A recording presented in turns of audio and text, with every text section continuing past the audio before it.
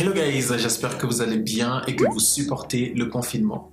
Dans cette nouvelle vidéo, nous allons parler d'entrepreneuriat. Je reçois énormément de messages de personnes qui sont intéressées par l'entrepreneuriat, parmi lesquelles certaines qui s'y sont déjà lancées et d'autres qui aimeraient s'y lancer. Alors habituellement, ce sont les mêmes questions que je reçois, donc du coup, je donne pratiquement les mêmes réponses. Lorsqu'on doit le faire pour 10, 20 personnes, ça passe. Mais lorsqu'on doit le faire pour 50, 100 personnes, ça devient un peu compliqué parce que je suis une seule personne. J'ai donc pensé à faire cette série de vidéos sur l'entrepreneuriat dans laquelle je vais expliquer les différentes étapes qui entrent dans la mise en place d'une entreprise. Alors, avant de rentrer dans le vif du sujet, il faudrait que je précise les choses. Je parle ici d'entrepreneuriat et pas de business. Je sais que certaines personnes pensent que c'est la même chose, entreprendre, c'est faire du business, mais à mon sens, ce n'est pas la même chose. Entreprendre, pour moi, c'est mettre en place un système, automatisé ou pas, qui génère des revenus pour soi, c'est-à-dire pour la personne qui a mis en place ce système-là. Faire du business, c'est juste survoler sur une opportunité et faire de l'argent grâce à cela. Lorsque je vais acheter, par exemple, des vêtements et que je les revends, je suis en train de faire du business. Lorsque je vais acheter par exemple des fruits et que je les revends, je fais du business. Mais lorsque je vais prendre des fruits, je les achète et que je les transforme et que je crée quelque chose d'autre, c'est-à-dire que je suis en train de mettre en place un nouveau système, là on est dans l'entrepreneuriat. Je ne sais pas si vous pourrez faire la différence. Entreprendre est une chose et faire du business en est une autre. J'ai eu l'occasion de faire les deux et je peux vous garantir que c'est totalement différent. Entreprendre est beaucoup plus difficile que faire du business. Dans l'entrepreneuriat, on est en train de convaincre les gens d'adopter de nouvelles manières de faire, de nouvelles manières de consommer, etc. Alors que lorsqu'on fait du business, habituellement, on prêche à des convertis.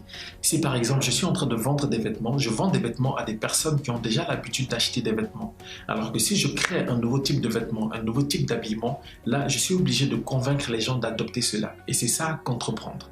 Alors, une autre chose que j'aimerais dire par rapport à l'entrepreneuriat, ce n'est pas une filière. Il y a certaines personnes qui disent « j'aimerais faire l'entrepreneuriat ». Ce n'est pas une filière comme le marketing, comme la communication. Entreprendre, c'est une pratique, c'est un mode de vie, si je puis le dire ainsi.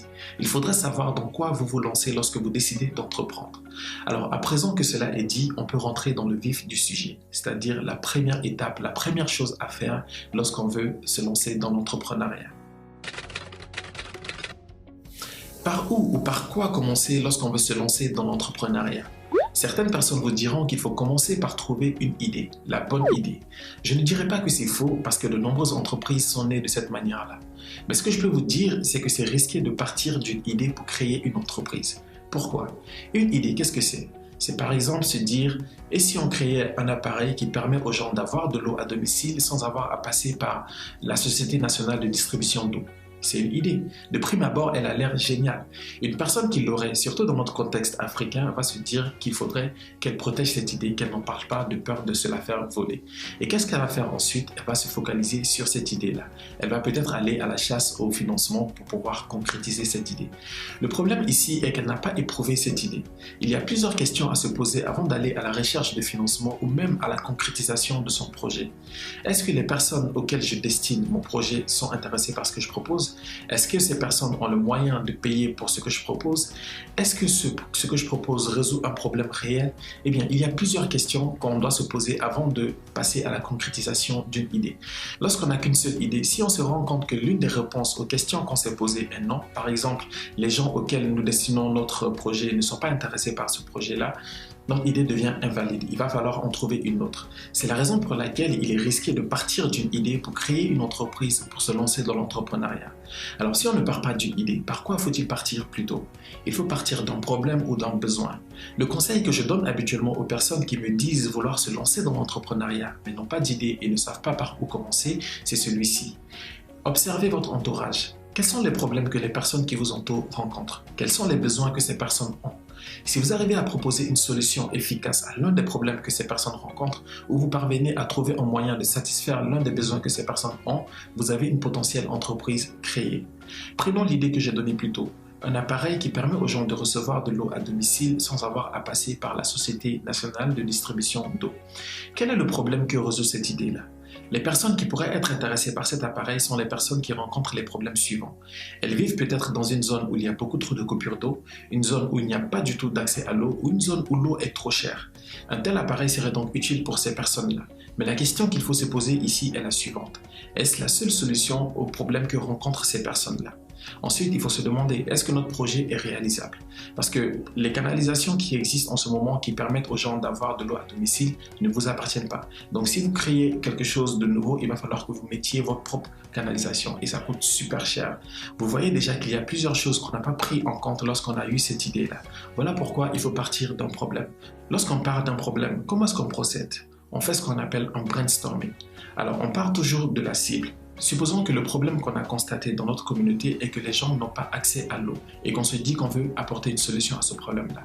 Qu'est-ce qu'on va faire? On va faire un brainstorming. On va essayer de trouver différentes idées qui vont être chacune une solution et on va essayer de voir en fait l'efficacité de chacune de ces idées-là par rapport à notre cible. Est-ce que les gens seront capables de payer pour ce qu'on propose? Est-ce que la solution sera facile d'utilisation? Est-ce que sera meilleure à la solution qui existe déjà? Etc. Donc, ce sont toutes ces questions-là qu'il faut se poser avant d'arriver à une solution. Et pour cela, on ne va pas trouver une seule idée, on va trouver plusieurs idées et on va commencer à éliminer les idées jusqu'à garder celle qui sera la meilleure. Voici donc ce par quoi commencer lorsqu'on veut se lancer dans l'entrepreneuriat. On part d'un problème ou d'un besoin réel. Et à partir de ce problème ou besoin réel, on fait un brainstorming pour trouver différentes idées qui vont être chacune une solution au problème ou besoin constaté. Ensuite, on procède par élimination jusqu'à trouver l'idée la plus efficace, c'est-à-dire celle qui répond le mieux aux besoins de la cible. Dans la prochaine vidéo, je vous expliquerai comment valider son idée une fois qu'on l'a trouvée, parce qu'il faut bien la valider avant de passer à sa concrétisation, c'est-à-dire à la fabrication d'un prototype. Je vous expliquerai pourquoi cela est important. Si vous avez aimé cette vidéo, dites-le moi dans les commentaires et n'oubliez pas aussi de la partager avec les personnes qui pourraient, comme vous, être intéressées par l'entrepreneuriat, notamment celles qui regardent vos stories. En attendant, je vous dis à la prochaine pour une autre vidéo.